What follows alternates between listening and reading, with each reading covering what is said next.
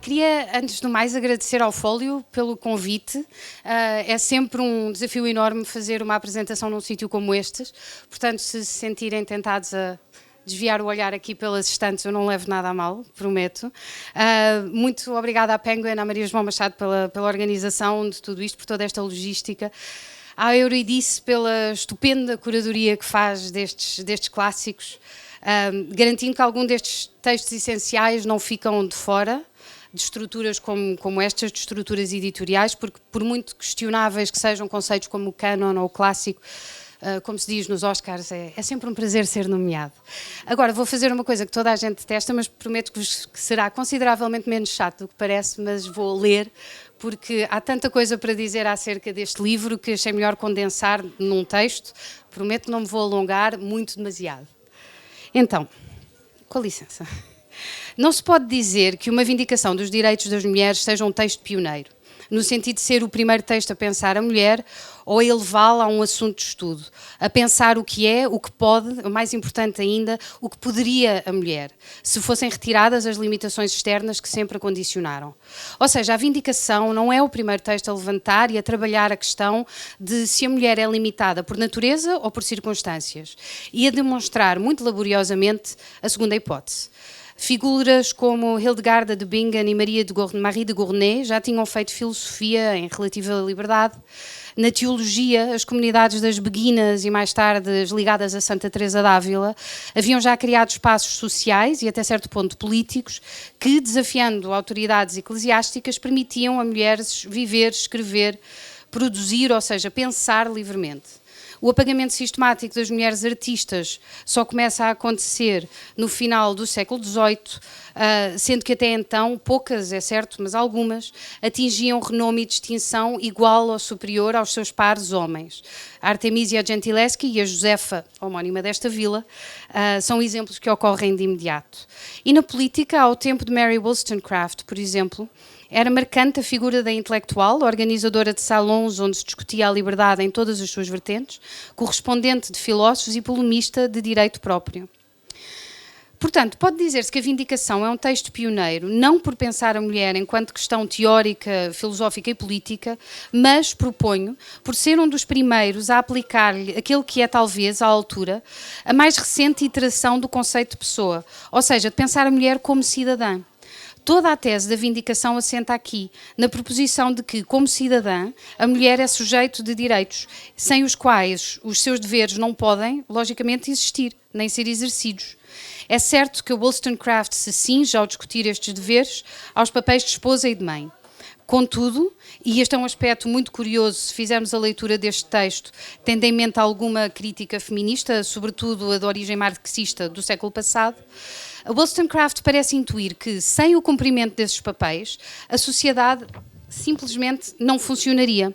Que a família, representando a sociedade a um nível celular, depende em absoluto daquilo que mais tarde se viria a chamar o trabalho reprodutivo da mulher. Seria interessante considerar aqui o pensamento da Silvia Federici, sobretudo em Caliban e a Bruxa, um livro que foi publicado em Portugal há pouco tempo, onde se faz como que uma cronologia do trabalho dito feminino e da forma como este trabalho foi sendo modelado pelos diversos sistemas de detenção e distribuição de poder e propriedade ao longo do tempo, encontrando a sua forma mais limitativa no trabalho reprodutivo, na alvorada do capitalismo na era moderna. E resumindo muito anedoticamente, a tese é que toda a riqueza do Ocidente tem sido acumulada às costas e às custas, desculpem o trocadilho, da exploração de trabalhadores. Trabalhadores os quais não poderiam trabalhar sem mulheres que os criassem e cuidassem, literalmente. Portanto, para entrarmos neste texto, como tudo o que já foi dito e discutido e pensado, já foi dito, discutido e pensado antes de uma maneira muito mais interessante pela Virginia Woolf, vou abusar um bocadinho da vossa paciência e ler partes de um ensaio da Virginia Woolf chamado Mary Wollstonecraft, que faz parte de uma série sobre mulheres e literatura chamada The Common Reader e que a Penguin, muito simpaticamente, me deixou traduzir e incluir como pós-fácil a esta edição e que, a par da introdução da juíza Clara Sotomayor, de que a Euridice já falou, faz desta edição um completo must-have. Então, diz a Virginia Woolf, As grandes guerras são curiosamente intermitentes nos efeitos que produzem. A algumas pessoas a Revolução Francesa tomou e despedaçou. Por outras, passou sem as perturbar minimamente. Seria, portanto, fácil para um historiador pitoresco colocar lado a lado os mais gritantes contrastes. Aqui está em Chesterfield Street o dandy Beau Brummel.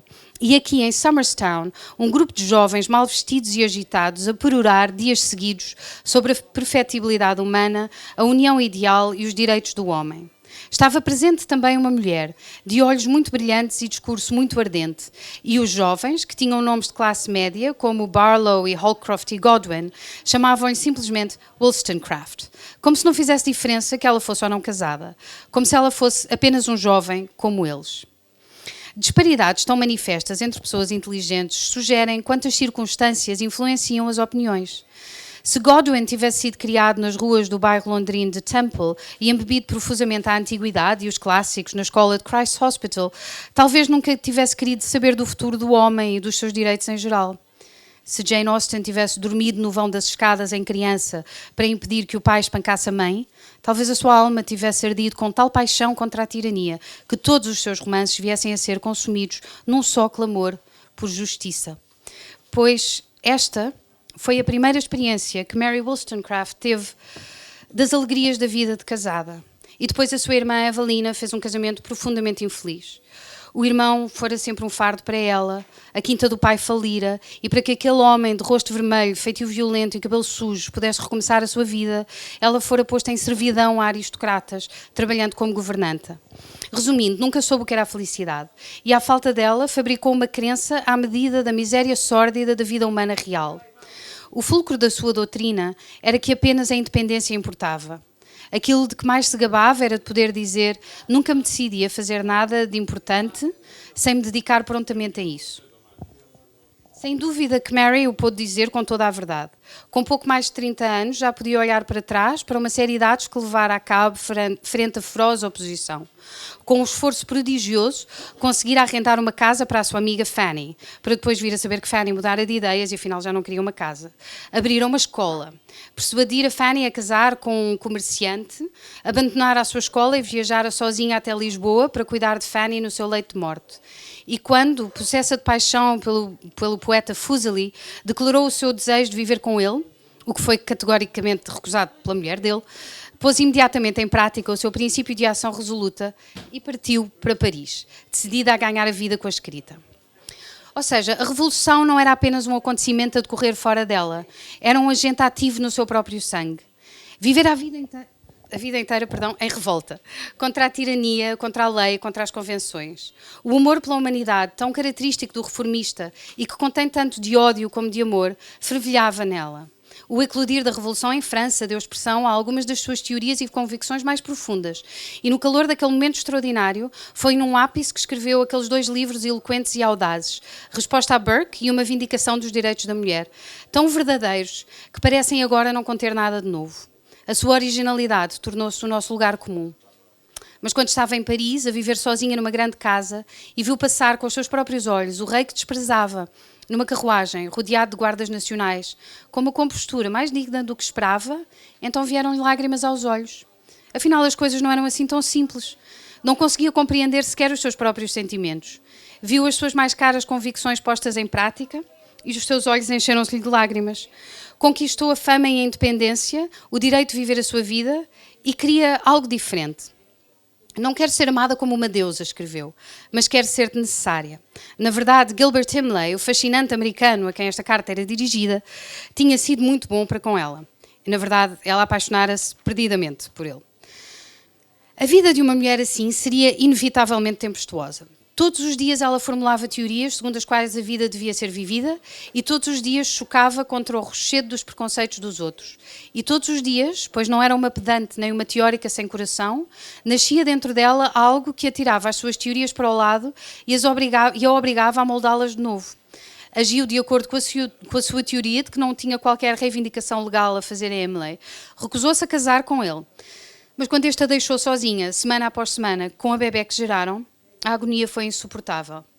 Sendo assim complexa, um mistério até para si própria, Não se pode culpar sem reservas o insinuante e traiçoeiro Imlay por ter sido incapaz de acompanhar a rapidez das suas mudanças e as suas disposições alternadamente razoáveis e irrazoáveis. Sempre que havia, cedia aos seus encantos, mas depois a sua perspicácia, a sua profundidade e o seu idealismo intransigente incomodavam-no. Ela percebia quanto as desculpas dele eram falsas, estava à altura de todos os seus argumentos, até conseguia gerir-lhe o negócio. Junto dela não havia descanso. Ele precisava sempre de voltar a partir. Seriam os negócios?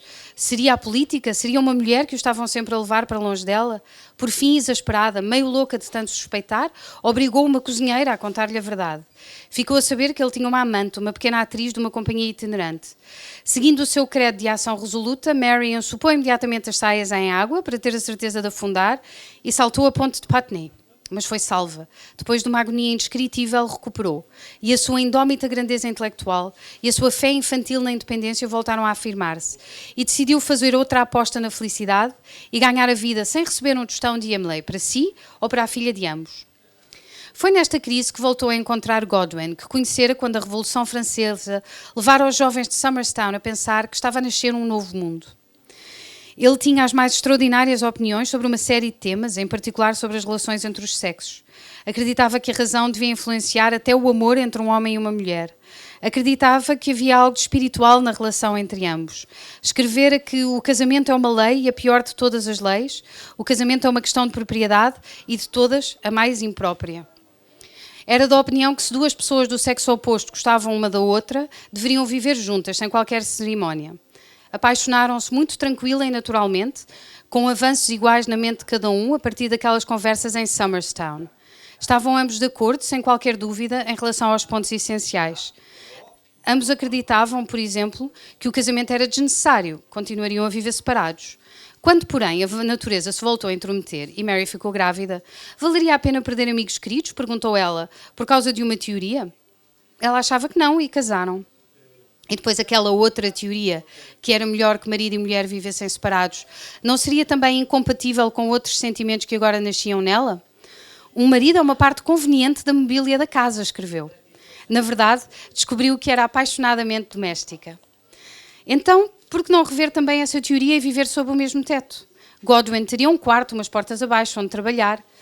Foi assim que combinaram. O seu plano funcionou maravilhosamente. Mas, como escreveu Godwin, a nossa felicidade não é indolente, não se trata de um paraíso de prazeres egoístas e transitórios. Não, era também uma experiência. Tal como toda a vida de Mary havia sido uma experiência desde o início, uma tentativa de fazer que as convenções humanas se adequassem melhor às necessidades humanas.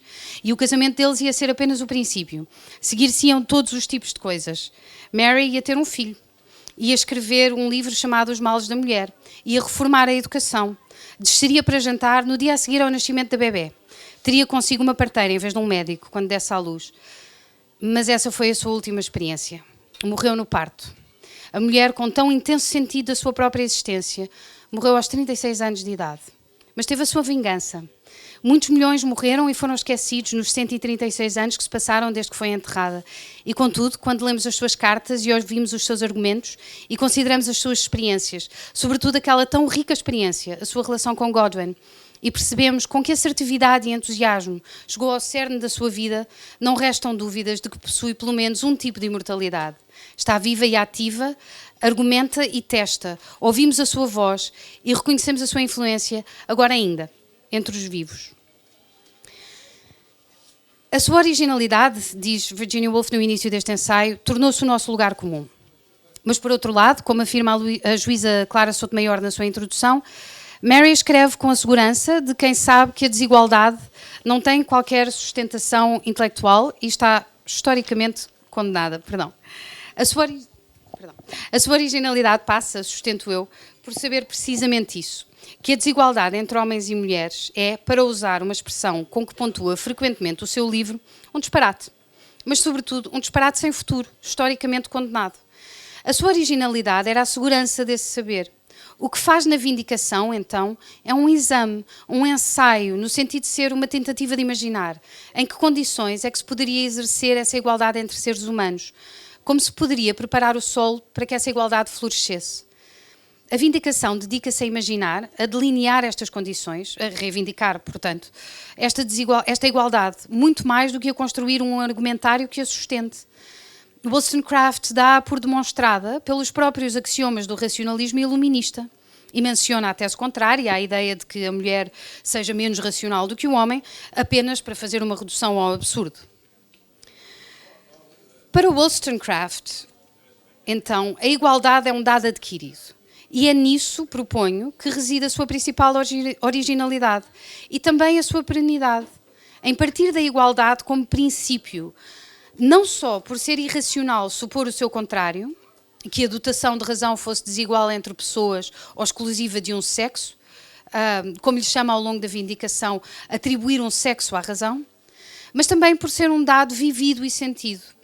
Parafraseando aquilo que viria a ser a argumentação da abolicionista Sojourner Truth, décadas mais tarde, é como se Wollstonecraft estivesse constantemente a perguntar: não serei eu pessoa? E é este o cerne da questão da vindicação.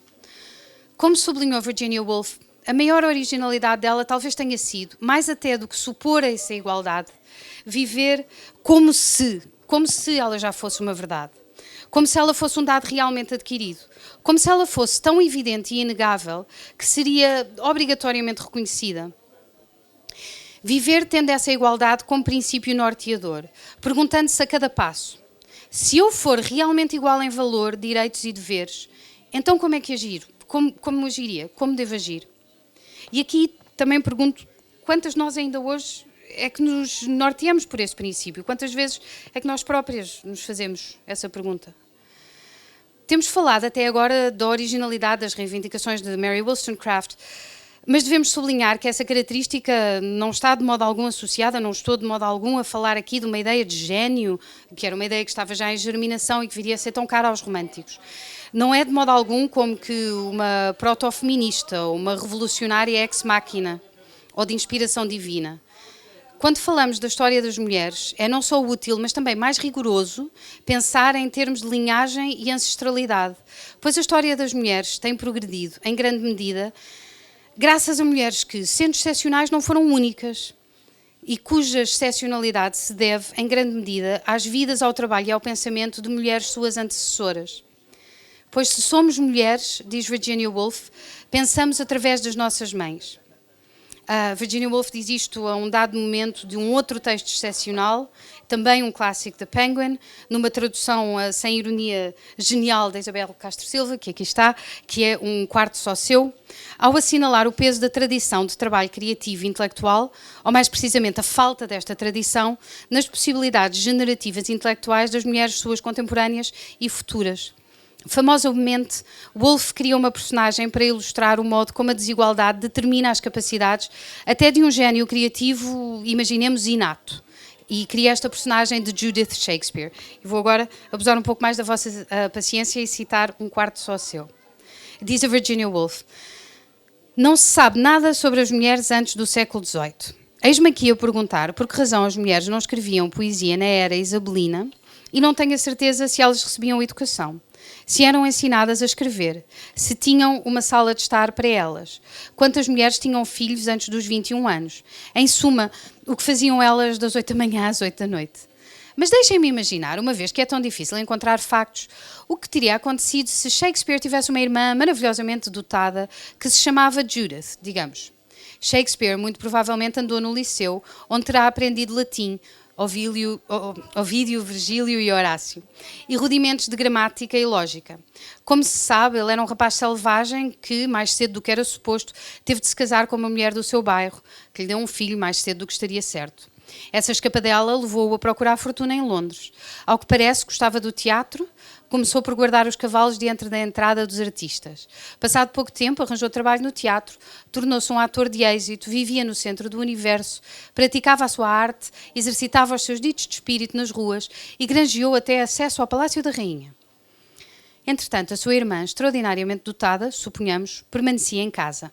Era tão aventureira, tão imaginativa, tão impaciente por ver o mundo quanto ele, mas não foi enviada para a escola. Não teve a oportunidade de aprender gramática nem lógica, menos ainda de ler Horácio e Virgílio. Uma vez por outra pegava num livro, talvez do irmão, e lia umas quantas páginas. Mas depois chegavam os pais e diziam-lhe que servisse as meias ou vigiasse o refogado e que não se perdessem devaneios com livros e papéis. Talvez ela escrevinhasse algumas páginas às escondidas no sótão onde se guardavam as maçãs, mas tinha o cuidado de as esconder ou queimar. Depressa, porém, antes de ter saído da adolescência, foi decidido que se casaria com o filho de um negociante de lã da vizinhança. Ela gritou que odiava o casamento e, por essa razão, o pai bateu-lhe a sério. Depois parou de ralhar com ela. Em vez disso, implorou-lhe que não o magoasse, que não o envergonhasse nesta questão do casamento. Como poderia ela desobedecer-lhe? Como poderia ela partir-lhe o coração? Foi apenas a força do seu próprio talento que a levou a isso. Arranjou uma pequena trouxa com os seus pertences, desceu por uma corda numa noite de verão e pôs-se a caminho da estrada para Londres. Não tinha ainda 17 anos. Os pássaros que cantavam na sebe não eram mais musicais do que ela. Tinha uma imaginação rapidíssima, um talento como o do irmão para a melodia das palavras. Como ele, gostava do teatro. Deteve-se à porta do teatro. Queria ser atriz, disse. Os homens riram-se-lhe na cara. O empresário, um homem gordo e linguarudo, soltou uma gargalhada grosseira.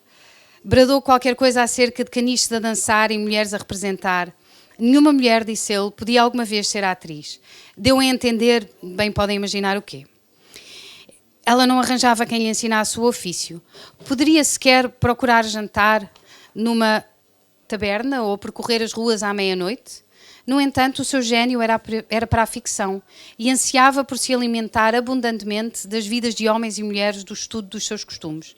Por fim, pois ela era muito jovem, estranhamente parecida com Shakespeare, o poeta, com os mesmos olhos cinzentos e sobrancelhas arqueadas, por fim, Nick Green, o ator e empresário, teve pena dela. Ela deu por si grávida desse cavalheiro e, por essa razão, quem medirá o calor e a violência de um coração de poeta quando preso e enredado num corpo de mulher? Suicidou-se numa noite de inverno e está enterrada numa qualquer encruzilhada onde as diligências agora param à porta da estalagem de Elephant and Castle.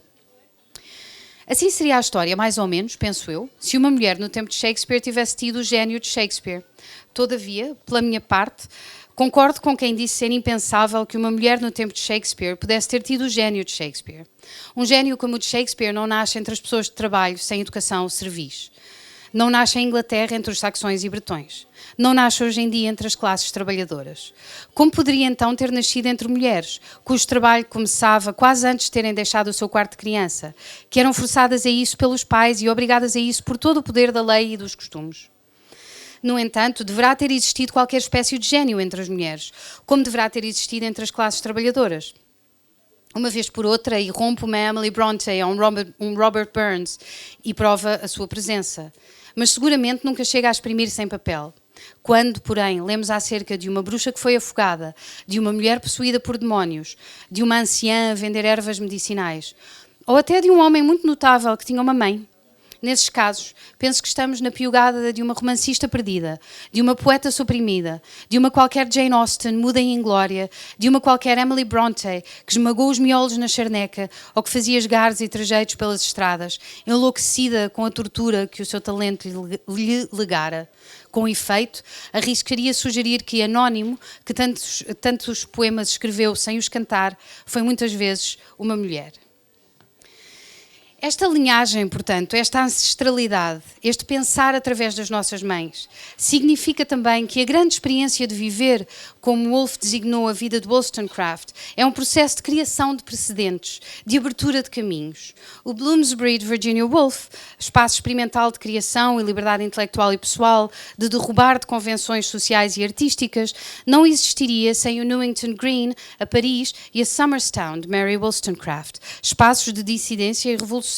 A vindicação constrói parte dos alicerces daquilo que viria a ser o trabalho de vindicação política e legal das sufragistas que vemos na capa desta edição. A luta pelo voto, que foi efetivamente uma luta, e gosto muito que esta capa evoque uma faceta mais violenta e destrutiva desta luta, nem que seja pelo histórico apagamento da raiva feminina, uma emoção que nós parecemos ser culturalmente incapazes de digerir. E a conquista do voto abre caminho para a tranquila sala de trabalho, que aqui vemos.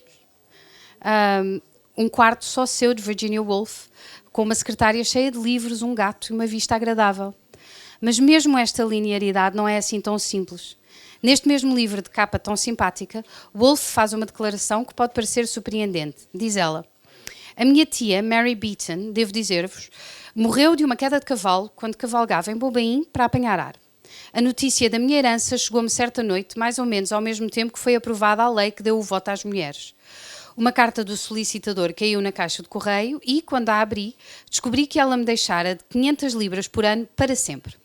Destas duas coisas, o voto e o dinheiro pareceu-me infinitamente mais importante. Esta é a parte surpreendente.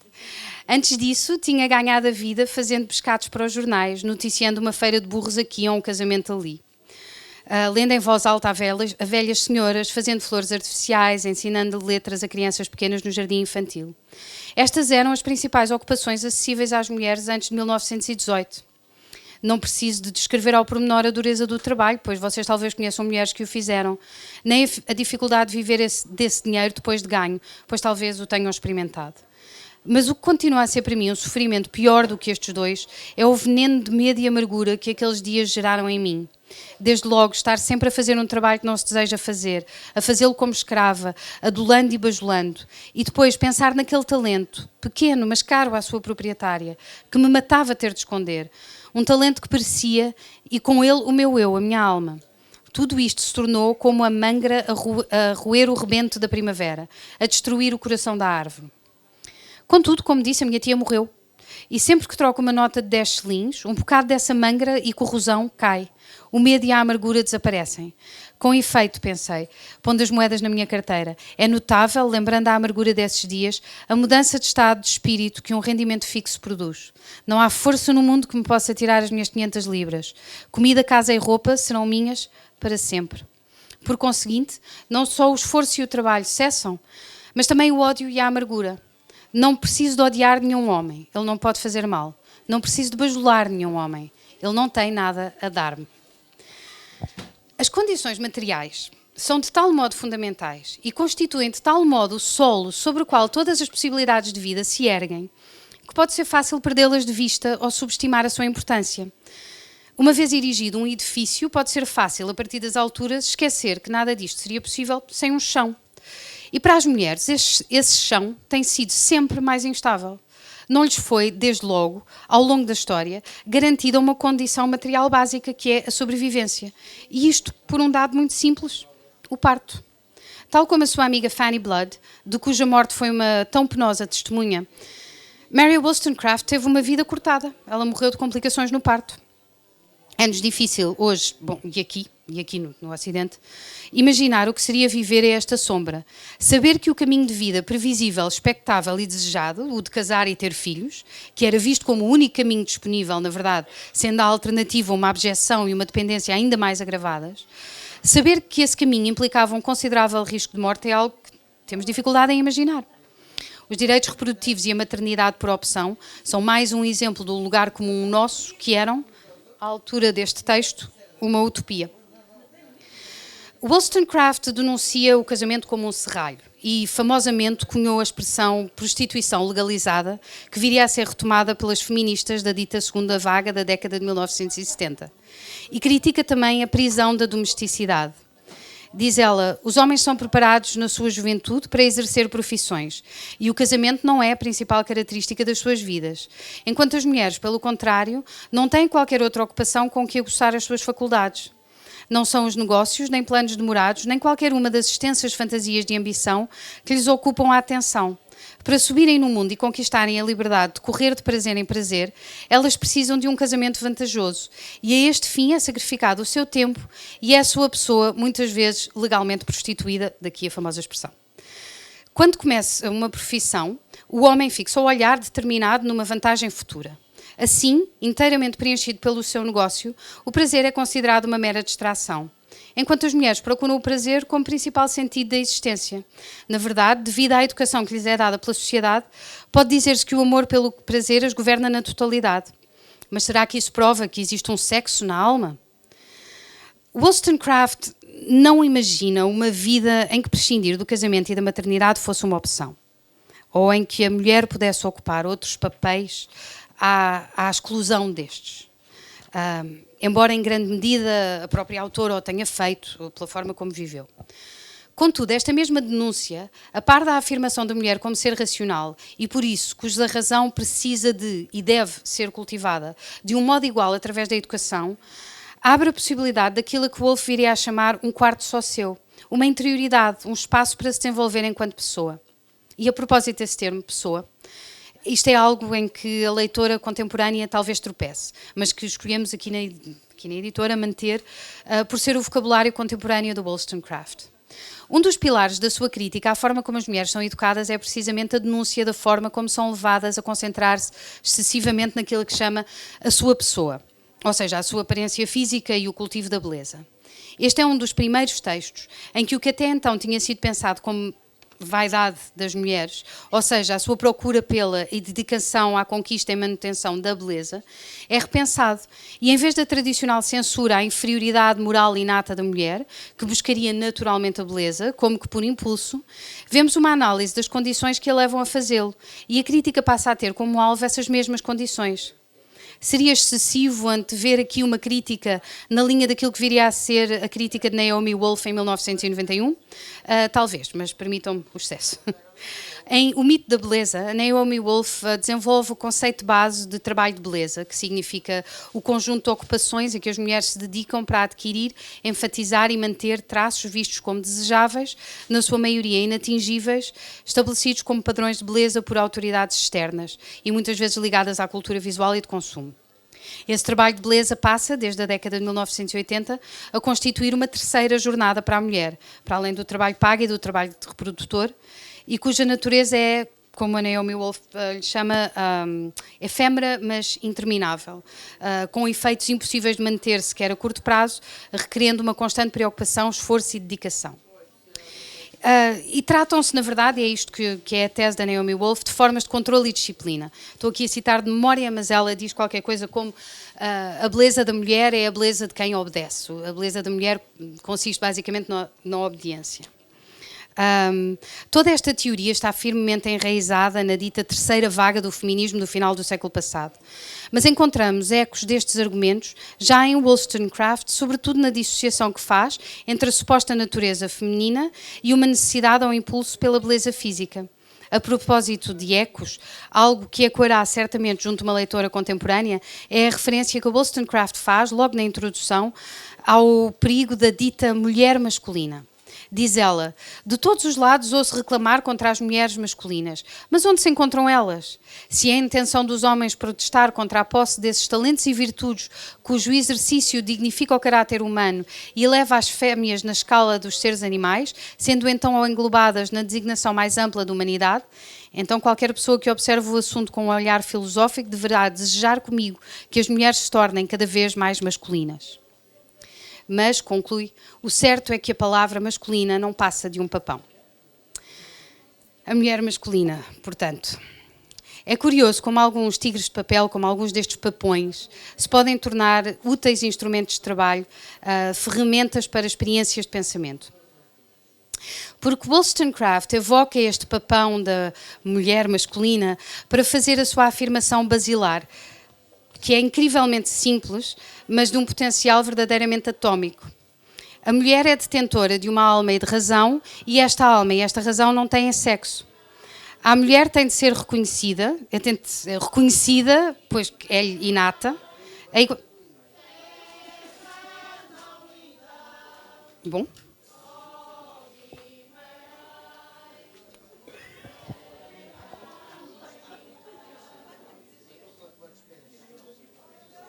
Passou? Pronto, foi um momento. É sempre bom ter estes inesperados. Dizia, portanto, que a mulher tem de ser reconhecida e não dada, porque é uma coisa que ela já possui, é inata, a igualdade, por ela ser racional. Porque se a razão é o assento da virtude, o vício não resulta senão da implementação da desigualdade. E o estatuto inferior da mulher não é natural, mas resulta inteiramente desta desigualdade.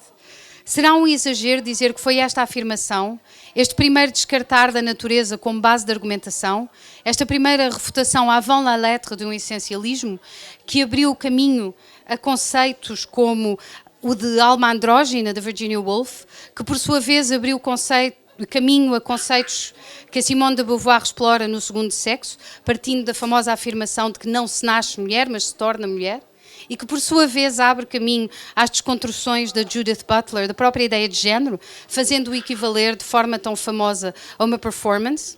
Pronto, talvez seja, mas fica a ideia. Só antes de concluir, estamos mesmo quase, queria fazer aqui, mais do que um parênteses, um sublinhado para duas ausências que são muito conspícuas. A Mary Wollstonecraft faz a certa altura a seguinte pergunta retórica: terá o açúcar sempre de ser produzido com sangue vital? Será necessário que metade da humanidade, como os pobres escravos africanos, se sujeite a preconceitos que a brutalizam, quando os princípios seriam um melhor garante, apenas para adoçar a chávena do homem?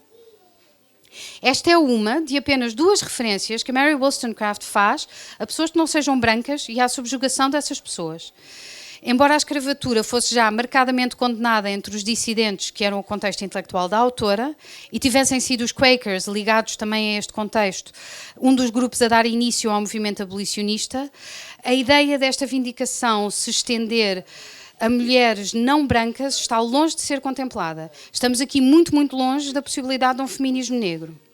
E há uma outra quase invisibilidade que é referida ao discutir a educação das raparigas, e ela cita: é ao cuidado de amas e nos colégios que as raparigas começam a ser corrompidas, sobretudo nestes últimos. Muitas raparigas dormem no mesmo quarto e lavam-se juntas. Penso ser importante impedir que adquiram hábitos imundos ou imodestos. Tal como muitas raparigas aprendem coisas obscenas com criadas ignorantes, esta prática de as juntarem indiscriminadamente é muito pouco decente. A própria Wollstonecraft teve algumas amizades românticas que hoje podemos ler muito claramente como queer, salvo os devidos anacronismos. Mas o lesbianismo surge exclusivamente patologizado, é só visto como vício. Por isso estamos também muito longe de um feminismo lésbico ou queer. E num contexto intelectual em que as pessoas racializadas e queer inexistem, essa inexistência é conspícua, até porque esta invisibilidade e esta ausência viriam a ser marcantes nos feminismos do século seguinte. E concluindo finalmente. Na introdução do romance Medea, a dramaturga e romancista alemã Christa Wolf reflete sobre o ato de falar no passado, compara-o a uma invocação. O passado, diz ela, não inexiste. Está presente num outro espaço, como que numa câmara adjacente ao nosso tempo. E entre os dois espaços há algo de comunicante. Ocorreu-me esta imagem ao ler as conclusões destes dois textos da Virginia Woolf, porque ambos insistem na perenidade destas mulheres. Mary Wollstonecraft está viva e ativa, diz no final deste ensaio. Ouvimos a sua voz. E a palestra, que foi um quarto só seu, conclui incitando as suas ouvintes a encontrar e fazer reviver Judith Shakespeare. O que vos proponho com a leitura destes dois textos é que façam isso mesmo, que tomem estes espíritos perenes de vindicação e continuem esta rica experiência. A Virginia Woolf afirmou então que nós pensamos através das nossas mães. A poeta feminista Adrienne Rich afirmou uma coisa semelhante ao dizer que o apagamento do passado político e histórico das mulheres faz com que cada nova geração de feministas pareça uma excrescência no rosto do tempo. E com textos como uma vindicação dos direitos da mulher, podemos começar a delinear uma ancestralidade feminista, perceber que já vimos caminhando a pedaço, que temos história e que por isso temos sentido. O que faz com que este texto seja lá o que isso signifique, um clássico.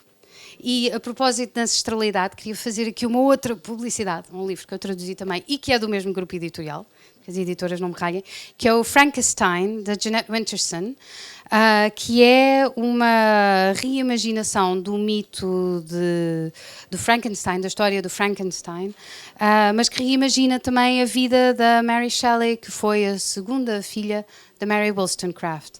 Portanto, fica aqui a sugestão. E também uma outra sugestão, nos dias 27 e 29 de outubro, no CCB, por absoluta coincidência, vai haver uma peça chamada De Mary para Mary, em que se imagina uma espécie de diálogo, conferência, palestra que a Mary Wollstonecraft terá tido no fim da sua vida a imaginar dirigir-se à filha que viria a ter. Portanto, fica essa recomendação. E agora, por favor, perguntas. Diz sempre que nestas coisas não se faz perguntas, mas contrariem, se faz favor.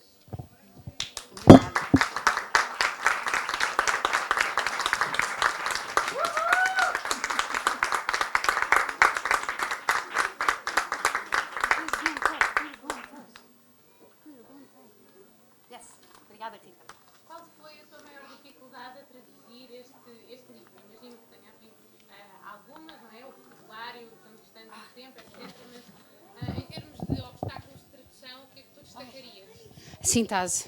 O inglês do século XVIII tem frases que não acabam. Estava ainda há pouco a comentar isso, de frases onde não se encontra o sujeito e só, sobretudo isso. Foi mesmo só isso. É só o inglês do século XVIII. Tentei fazer um bocadinho essa adaptação sem desrespeitar o que será o próprio ritmo da escrita original, mas sim, tentei fazer algum editing, até porque este livro foi escrito muito rapidamente, foi um livro encomendado pelo editor, na verdade, e foi uma coisa escrita muito no momento, tem um tom muito panfletário, por isso há que se fazer sempre um pouco uma adaptação para a leitura contemporânea, não é?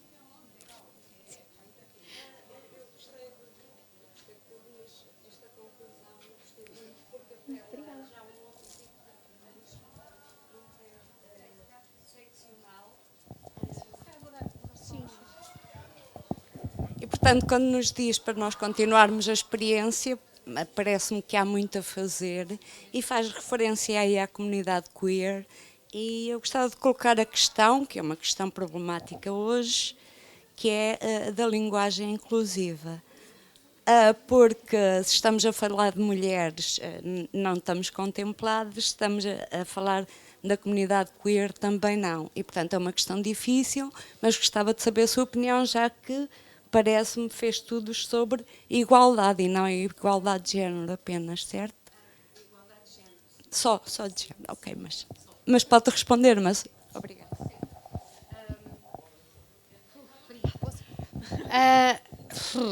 Eu acho que...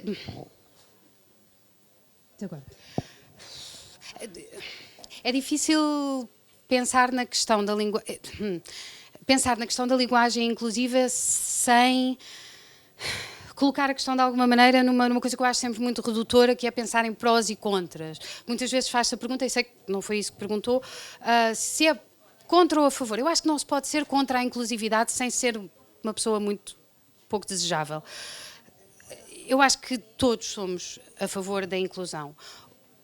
O uso de linguagem inclusiva é complicado, é um desafio. As editoras sentem no livro que eu estou a traduzir agora, depois vou ter de chatear. Eu disse, surpresa, vamos ter de discutir esta questão também. É mais complicado numa língua que declina em género como o português, mas acho que tem de se fazer. Neste caso é um texto do século XVIII, a ideia dos clássicos é manter as declinações de género que há, são as que há. Os preconceitos que a Mary Wollstonecraft tinha são os da sua época. Eu achei importante esclarecer estas duas, sublinhar estas duas invisibilidades, porque são questões que eu acho que até demonstram de alguma maneira, como quando as pessoas às vezes dizem isso é uma desigualdade histórica. Esta desigualdade aconteceu naquele momento histórico. Agora está resolvido.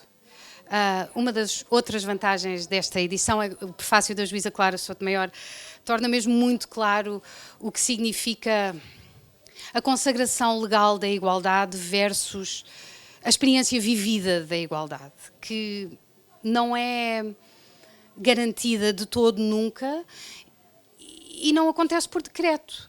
A igualdade não acontece por decreto.